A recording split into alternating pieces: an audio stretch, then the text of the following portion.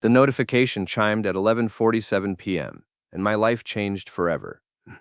I'm Jack Rourke, 43 years old, owner of Greystone Digital, a cybersecurity firm that keeps mid-sized companies safe from hackers like I used to be. Ironic, right? Reformed criminal turned digital guardian. My wife Celia always said I had a talent for reinvention. That night, I sat in my basement office, nursing a bourbon and debugging code for a client's firewall. The house felt empty, despite Celia being upstairs, supposedly working on her latest startup venture. She'd been distant lately, always typing on her phone, always having urgent meetings with investors. The chime came from her iPad, forgotten on the coffee table beside my workstation. The screen lit up with a message preview. You were incredible tonight. Can't wait for our next meeting. L. My fingers stopped moving across the keyboard. I stared at that message, reading it 3 times before the screen went dark again. My chest tightened, not with surprise exactly, but with the sick confirmation of something I'd been trying to ignore for weeks. I picked up the iPad. No passcode. Celia always said she had nothing to hide. Another message appeared. Delete this. Steph says your husband is getting suspicious. Steph Mulroney. Celia's best friend since college, the kind of woman who thrived on drama and secrets. If Steph was involved, this wasn't just an affair. This was a conspiracy. I scrolled through the message thread. The contact was simply L, but the messages painted a clear picture. Late-night rendezvous, hotel receipts, photos I didn't want to see but couldn't stop looking at. My wife of 12 years, the woman who'd supported me through my transition from black hat hacker to legitimate businessman, was having an affair. But it wasn't just the betrayal that made my hands shake as I scrolled through months of messages. It was the planning. They weren't just sleeping together. They were plotting something involving my business, my accounts, my life's work. Jack's so naive, one message read. He actually thinks I'm building a real startup. When we're ready, I'll clean out his accounts and we can disappear to Costa Rica like we planned. I set the iPad down carefully, my mind racing through possibilities. Who was L? The messages mentioned venture capital, luxury cars, expensive restaurants, someone with money, someone who knew about my business. Then I found the smoking gun. Landon Pierce here. Your husband's cybersecurity system is impressive, but I found the back door. His secret FBI account has over 2 million in it. Perfect for our exit strategy. Landon Pierce. I knew that name. 3 years ago, he'd been a client, a venture capitalist who'd hired me to secure his firm's network after a data breach. Smug, entitled. The kind of guy who wore $1,000 suits and treated everyone like servants. I'd done good work for him, probably saved his company millions. This was how he repaid me. The basement suddenly felt too small, too quiet. I could hear Celia moving around upstairs, probably getting ready for bed, probably texting Landon about their next move. My wife, my business partner, my supposed soulmate, was planning to rob me blind and run away with a client I'd trusted. I opened my laptop and started digging. If Celia wanted to play games with a hacker, she'd picked the wrong target. Within an hour, I had access to her real email account, her banking records, her phone logs. The affair had been going on for 8 months. They'd been planning their exit strategy for 3. But here's what they didn't know. That secret FBI account Landon had found wasn't my retirement fund. It was a honeypot, a trap I'd set up with federal agents to catch cybercriminals trying to hack government contractors. Anyone who accessed it illegally would trigger an immediate investigation. I leaned back in my chair, staring at the evidence spread across my screens. Celia thought she was playing chess while I played checkers. She had no idea I'd been playing 3-dimensional chess since before she knew what the internet was. My phone buzzed. A text from Celia. Working late again. Don't wait up. Love you. I typed back. Love you too. Sweet dreams. But as I hit send, I was already planning her nightmare. The next morning, I watched Celia over breakfast, studying her like I'd study malicious code. She looked the same. Auburn hair pulled back in a neat bun, green eyes focused on her phone, expensive blouse that probably came from one of her shopping trips with Landon's money. But now I saw the deception in every gesture. Big day today, she announced, not looking up from her screen. Meeting with potential investors for the startup. Which startup is this again? I asked, keeping my voice casual. You've mentioned so many. She glanced up, irritation flashing across her face. Data Flow Solutions. I've told you about it a dozen times, Jack. We're developing software to streamline financial transactions. Data Flow Solutions. The company existed only on paper, a shell corporation they'd created to launder money from my accounts. I'd found the incorporation documents in her email, along with forged signatures and fake business plans. Sounds promising, I said. Need any technical consulting? I could take a look at your security protocols. No. The word came out too fast, too sharp. She softened her tone. I mean, we're not at that stage yet, still in early development. I nodded and returned to my coffee. Let her think I was the oblivious husband, too wrapped up in my own work to notice hers. Meanwhile, I was already 3 moves ahead.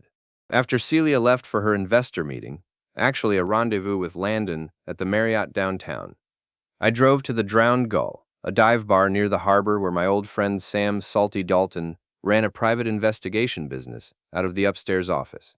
Salty got his nickname from 20 years as a Boston cop walking the harbor beat. Now he helped cheating spouses, insurance fraudsters, and guys like me who needed information without involving lawyers or badges. He was nursing a coffee and reading case files when I climbed the narrow stairs to his office. "Jack Rourke," he said without looking up. "You look like a man with problems, the kind of problems that need documenting," I replied, settling into the cracked leather chair across from his desk. Salty closed the file and studied my face. Wife and her boyfriend. They're planning to rob me and disappear. You want pictures? I want everything. Financial records, travel plans, communication logs. I want to know what they had for breakfast and who they called to complain about it. Huh, Salty grinned. Now you're talking my language. This gonna be legal? Completely. I'm not planning to hurt anyone. I just want to make sure they get exactly what they deserve. Fair enough. What's the timeline? I pulled out a flash drive containing everything I'd gathered so far. They're planning their exit for next month. I want to be ready. Salty plugged in the drive and whistled low as he scanned the files. Your wife's been busy. This Landon character's got quite a reputation too.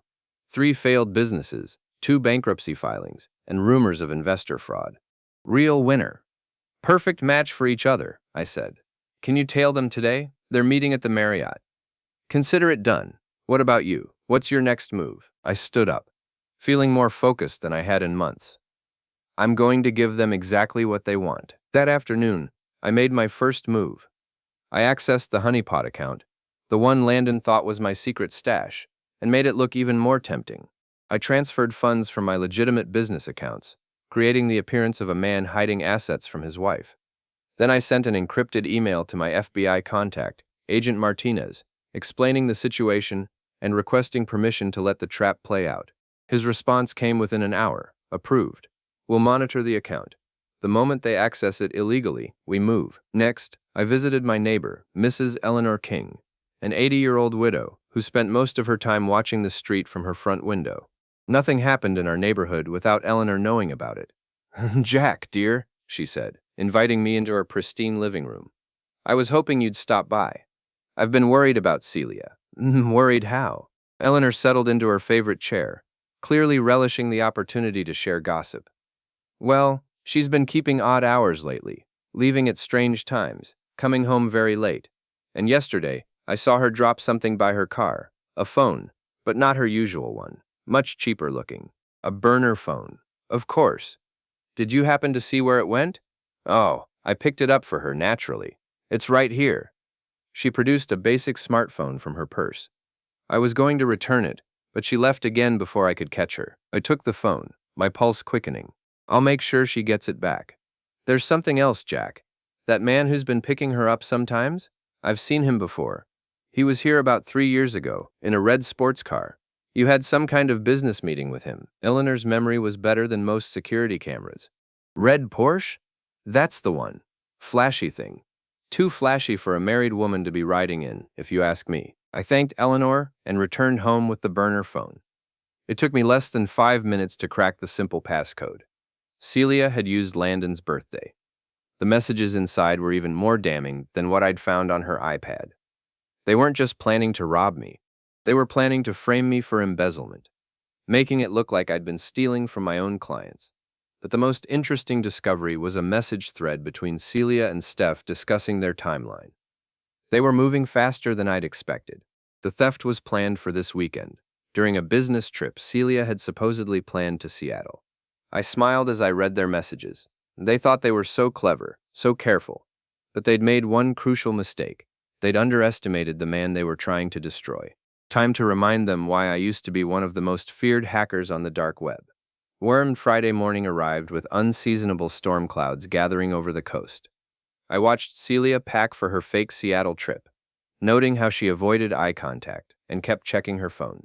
She was nervous, probably getting last-minute instructions from Landon. "I'll miss you," she said, kissing my cheek with lips that felt like ice.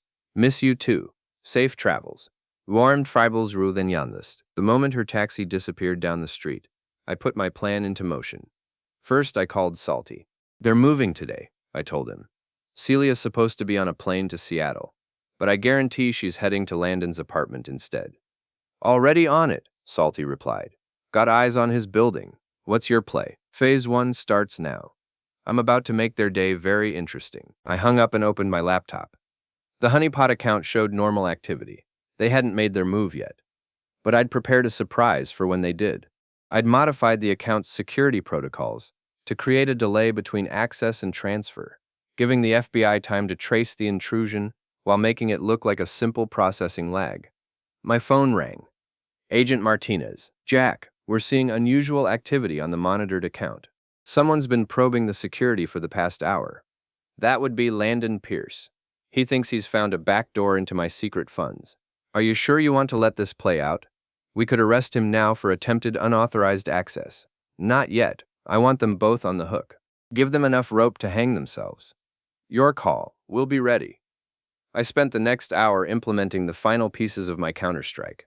I changed all the passwords on our joint accounts, transferred my legitimate funds to secure locations, and prepared evidence packages for the IRS, the State Business Licensing Board, and the local media.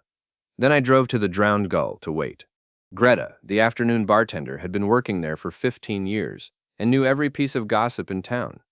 She also had a soft spot for men who'd been wronged by cheating wives. "Jack Rourke," she said as I settled onto a bar stool. "You look like a man with a story. The kind of story that's about to get very interesting." She poured me a bourbon without being asked. "This about your wife and that fancy man in the Porsche?" I nearly choked on my drink. "You know about that? Honey, they've been meeting here twice a week for 2 months. Always take the corner booth. Always pay cash. Always leave separately." Not exactly subtle. What do they talk about?" Greta leaned closer, lowering her voice. "Money, mostly. Travel plans. Something about accounts and transfers. She keeps showing him papers. He keeps making phone calls. Real cloak and dagger stuff." My phone buzzed. A text from an unknown number. "Account accessed. Initiating transfer of $847,000. Thanks for the retirement fund, husband. Miss Cole." I showed the message to Greta, who whistled low. 800,000. That's some retirement fund." "It's also a federal crime," I replied, typing back. "Enjoy prison, wife. Miss Cole." My phone immediately rang. Celia, screaming. "What do you mean, prison? Jack, what did you do?" "I protected myself from thieves. That account you just robbed? It's an FBI honeypot." "Congratulations, you just committed federal wire fraud." The line went silent except for her panicked breathing. "You're lying, am I? Check the news in about an hour. I think you'll find it very educational." I hung up and ordered another bourbon. Greta was staring at me with something approaching awe. "Remind me never to cross you," she said. "Just don't try to steal my life savings, and we'll get along fine." My phone buzzed again. This time it was Salty. "You need to see this. Landon's apartment, now." I drove across town to the luxury high-rise where Landon lived, finding Salty parked across the street with a telephoto camera. "What am I looking at?" I asked, sliding into his passenger seat. "Watch the windows on the 15th floor." Through the camera's viewfinder, I could see into Landon's living room. He was pacing frantically, talking on his phone, while Celia sat on his expensive leather couch with her head in her hands. Even from this distance, their panic was obvious. "They just figured out they're in trouble," Salty observed. "Question is, what are they going to do about it?" As if in answer, we watched Landon grab a suitcase from his closet and start throwing clothes into it. Celia was on her phone now, probably calling Steph for help. "They're running," I said. "Yep, classic panic response. Where you think they'll go?" "Doesn't matter. The FBI will find them." But even as I said it, I realized I wasn't satisfied with letting federal agents handle this. Celia and Landon had tried to destroy my life, my business, my reputation. They deserved more than just legal consequences. They deserved public humiliation. Salty. How do you feel about crashing a going-away party? He grinned. I thought you'd never ask. The storm that had been threatening all day finally broke as we watched Landon and Celia load suitcases into his Porsche. Lightning illuminated the parking garage in stark, dramatic flashes, while thunder rolled across the harbor like artillery fire. They're making a run for it, Salty observed, adjusting his camera settings. Where you think they're headed? Airport, probably. They mentioned Costa Rica in their messages, but I had other plans for their travel arrangements. Stay here and keep filming, I told Salty. I want documentation of everything that happens next. I slipped out of his car and made my way into the parking garage, through a maintenance entrance I'd scouted earlier. The storm provided perfect cover, masking the sound of my footsteps as I approached Landon's precious Porsche. They were still upstairs, probably making final preparations or arguing about what to do next. I had maybe 10 minutes before they came down. I pulled out my phone and opened an app I'd designed years ago for legitimate penetration testing. It could disable most modern car security systems in under 30 seconds. Landon's Porsche, for all its German engineering, was no exception. The car's alarm system went silent. The engine management computer shut down. The GPS tracking system started broadcasting its location to every law enforcement database on the East Coast. Then I got creative. Using a glass etching tool from my kit, I carved a message into his windshield. Thieves get towed. I was back in Salty's car before the elevator reached the parking level. What did you do? He asked, focusing his camera on the Porsche. Gave them a learning experience about consequences. We watched as Landon and Celia emerged from the elevator, dragging suitcases and looking around nervously. Landon clicked his key fob repeatedly, growing more agitated when the car didn't respond. It's not working, we could hear Celia say, her voice echoing in the concrete space. Landon tried the manual key, then started cursing when he saw the message etched into his windshield. He pulled out his phone, probably calling for roadside assistance or a taxi. That's when the FBI arrived. 3 black SUVs pulled into the garage with their lights flashing but sirens silent. Agent Martinez stepped out of the lead vehicle, followed by 6 other agents in tactical gear. Landon Pierce and Celia Rourke, Martinez announced, his voice carrying clearly in the enclosed space. You're under arrest for wire fraud, conspiracy to commit embezzlement, and unauthorized access to federal computer systems. I watched through Salty's camera as my wife of 12 years was handcuffed and read her rights. She kept looking around frantically, as if searching for an escape route or expecting me to appear and rescue her. But I wasn't feeling particularly heroic. Landon tried to run, slipping on the wet concrete and sprawling face first into a puddle of oil and rainwater. The agents caught him before he could get back to his feet, and his expensive suit was ruined by the time they hauled him upright. Beautiful, Salty murmured, still filming. You want me to get this to the local news? Not yet. I want to savor this moment. My phone rang. Agent Martinez. Jack, we've got them both in custody. The evidence you provided was solid. They won't be going anywhere for a while. What's the likely sentence? Wire fraud across state lines, conspiracy, computer crimes. They're looking at 5 to 10 years each, assuming they don't plea bargain. 5 to 10 years. It should have felt like justice, but something was still missing. Legal consequences were one thing, but I wanted everyone to know exactly what kind of people Celia and Landon really were. Agent Martinez, how would you feel about a little public relations work? What did you have in mind? There's a tech conference next week at the convention center. Landon was supposed to be on a panel about venture capital ethics. Ironic, right? Very. What's your point? I think the business community deserves to know what kind of ethics he really practices. Martinez was quiet for a moment. Jack, they're going to be in federal custody. They won't be attending any conferences. I know, but their story will be. After the FBI left with their prisoners, Salty and I returned to the Drowned Gull to plan the final phase of my revenge. The bar was busier now, filled with dock workers and office employees seeking shelter from the storm. Greta greeted us with knowing smiles. Heard there was some excitement at the Meridian Towers tonight. News travels fast, I observed. Faster when it involves rich people getting arrested. Buy you boys a drink to celebrate? Make it a double, Salty said. We're not done yet. I pulled out my laptop and connected to the bar's Wi-Fi. Within minutes, I had access to the tech conference's website, speaker database, and social media accounts. What are you doing now? Greta asked, leaning over my shoulder. Updating some biographical information.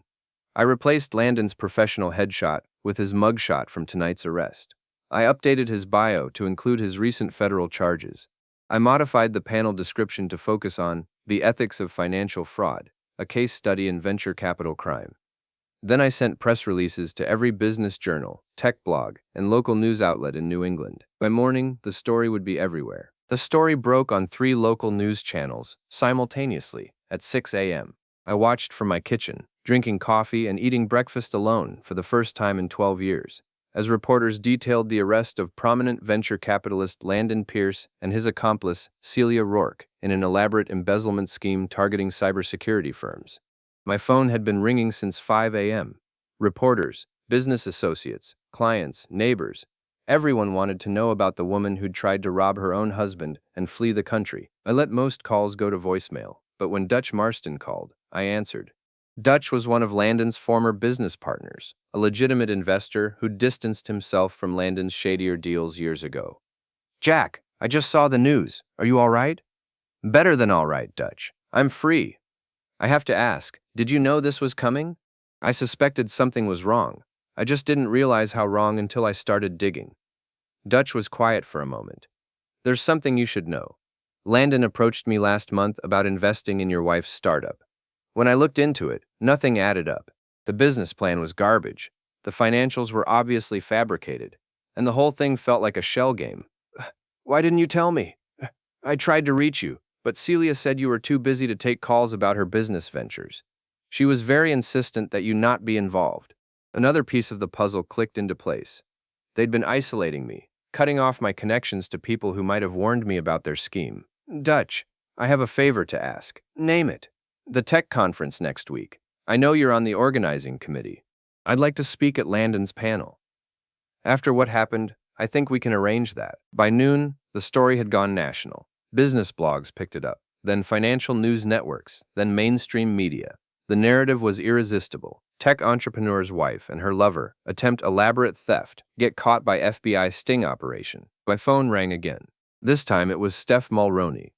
"Jack, you have to help Celia. She's been arrested, and she says it's all a misunderstanding." "No misunderstanding, Steph. She tried to steal nearly $1 million from federal accounts. But she's your wife. How can you just abandon her like this?"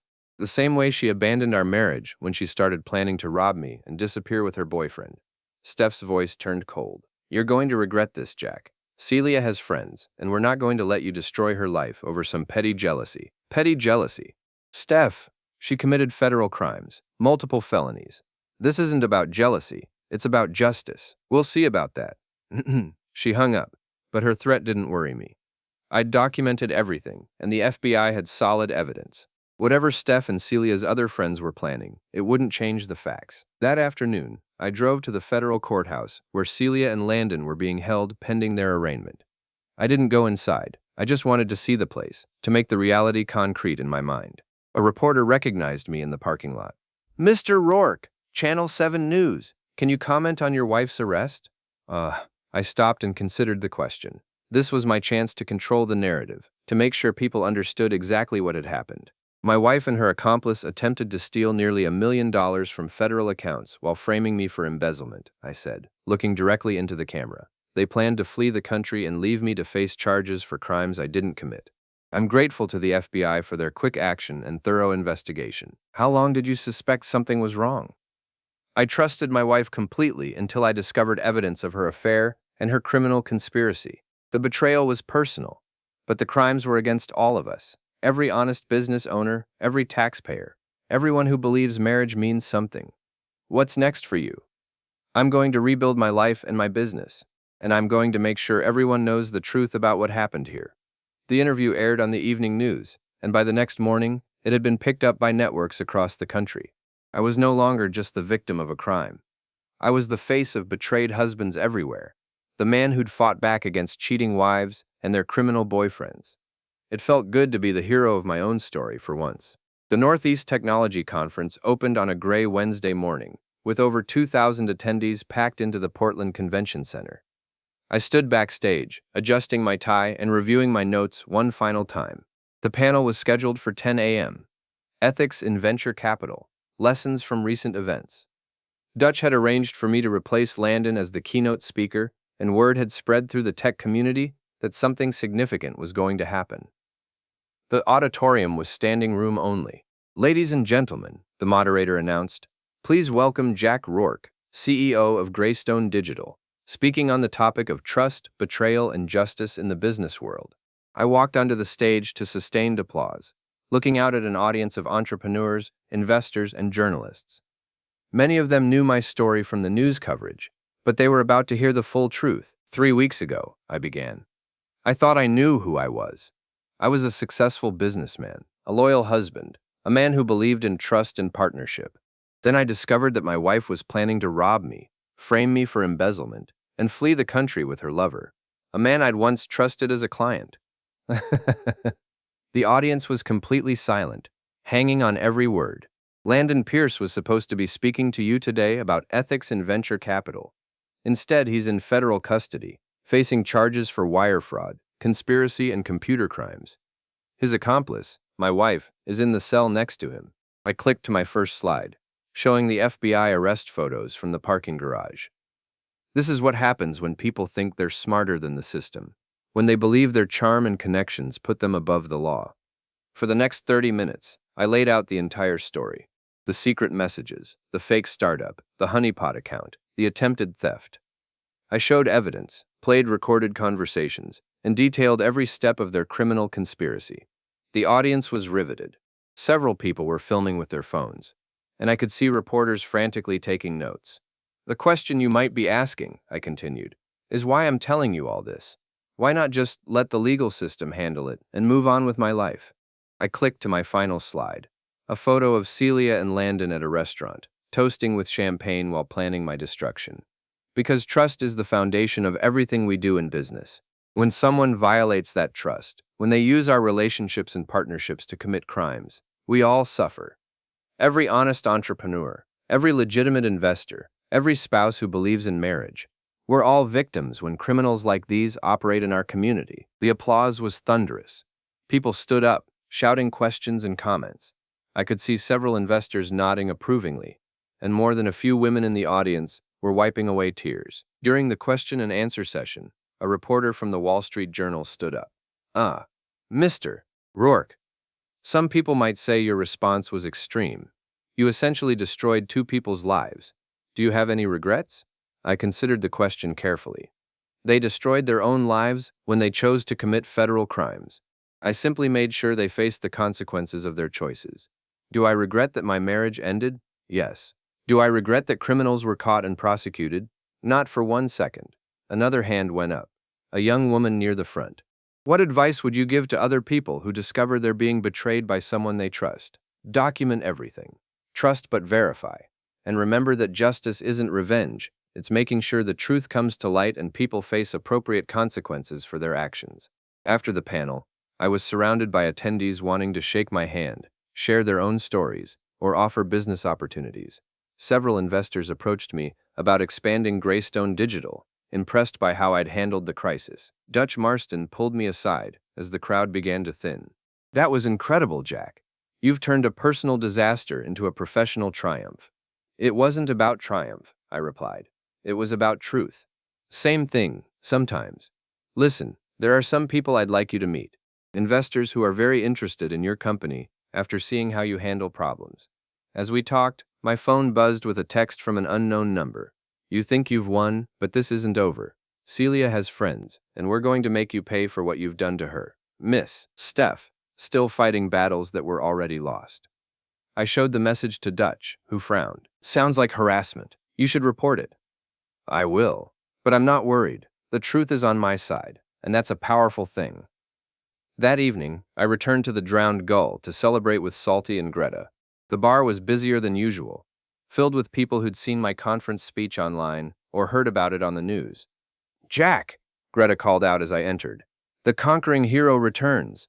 "Just a man who refused to be a victim," I replied, settling onto my usual bar stool. Salty raised his glass. "To justice served and accounts settled." "To moving forward," I countered. As we drank, people approached throughout the evening to congratulate me, share their own stories of betrayal and recovery, or simply express their support.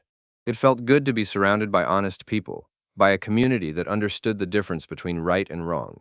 Around midnight, as the crowd thinned and the storm outside finally cleared, I realized something important. I wasn't the same man who discovered those messages on Celia's iPad 3 weeks ago. I was stronger, more confident, more aware of my own worth. Celia and Landon had tried to destroy me, but instead, they'd freed me from a life built on lies and false trust. They'd given me the chance to discover who I really was when everything was stripped away. And who I was, it turned out, was someone who fought back, someone who won. The story ends here, not with redemption or reconciliation, but with justice served and truth revealed. Sometimes that's enough. Yadwa, Yoko, Nigo, Miko, Dro, Yasao, Mendesinda, Lampus now, Numpus Nampinda, Misko, Miskidao, Numpus Madin, Yapus now, no, Control, Nisko, Nyo, Nindo, Mispinitinko, Nyapus Perspindadondao, Nin Biomiscamplan, Nampudao, Nentaskindo, Mikamplan Bao, Nintumo, Notonko, Nindato, Nid, Mortabanda, Yon Bao, Bawatian Portandao, Fundian Bao, Lando Thompson Bao, no, Mimitan Pita Bao, Min Bao, Minton, no, Midan Bao is Bao, Mida Way Pita Dantan Tripita, Niamatuan Pipa now, Kundian Bao, Min Bao, Minda